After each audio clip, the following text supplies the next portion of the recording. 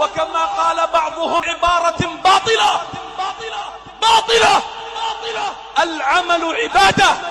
العمل ليس عبادة، العمل حاجة يحتاجها المرء لكي يوفر له قوته وماله، وليس عبادة بأنك تترك عبادة رب العالمين من أجل عملك.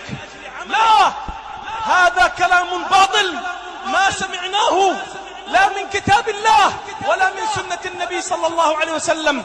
النبي عليه الصلاة والسلام كان يترك الأعمال حينما يسمع المنادي، وهذا يقول أنا في عبادة.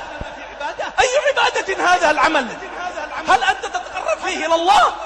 أنت تتقرب فيه إلى الشيطان، إلى مديرك، إلى غير ذلك. لكن قل العمل حاجة، وحاجتك لن تذهب إن ذهبت تصلي لله تبارك وتعالى.